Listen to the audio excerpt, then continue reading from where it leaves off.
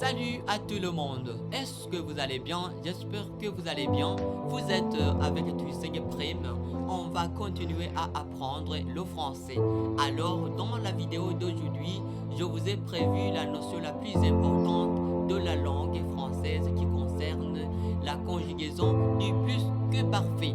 Le plus que parfait est un temps du passé qui pose beaucoup de problèmes parmi les locuteurs de la langue française, que ce soit les natifs de la langue française, mais également pour les non-natifs de la langue française.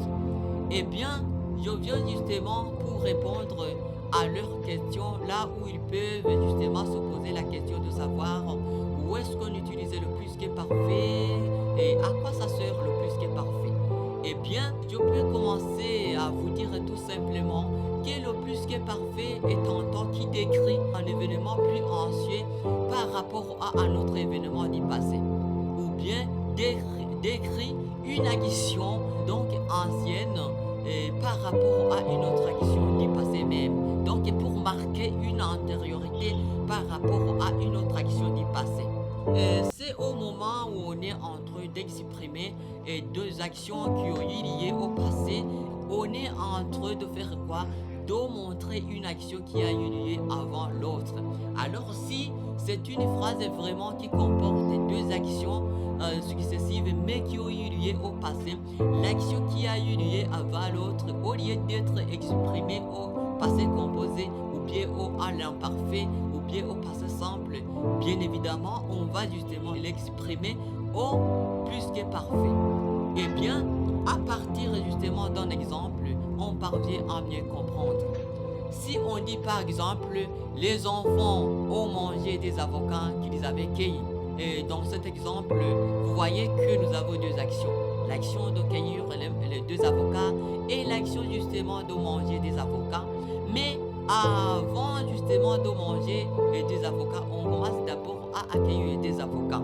C'est la raison pour laquelle alors, même si nous avons deux actions qui ont eu lieu au passé, entre ces actions qui sont justement l'action de cueillir des avocats et l'action de manger des avocats, pour exprimer une action qui a eu lieu avant l'autre, qui est l'action de cueillir des avocats, on l'exprime au plus que parfait en disant les enfants ont mangé des avocats qu'ils avaient cueillis, parce que l'action de cueillir a eu lieu avant l'action de manger des avocats. Voilà.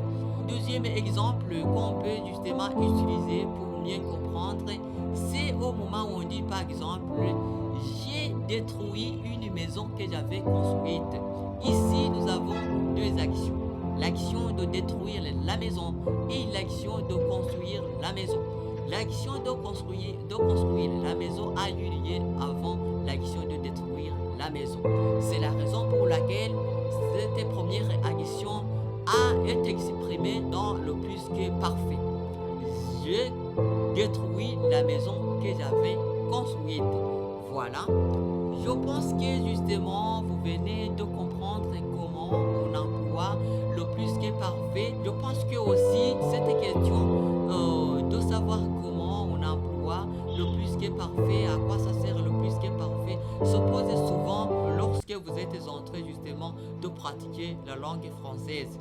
Et bien évidemment, je pense que vous venez de gagner justement, vous allez commencer d'abord à vous exprimer dans la langue française d'une manière vraiment évolutive, d'une manière accélérée, parce que ce temps ne va pas justement continuer à poser des problèmes. Voilà, ok, merci beaucoup.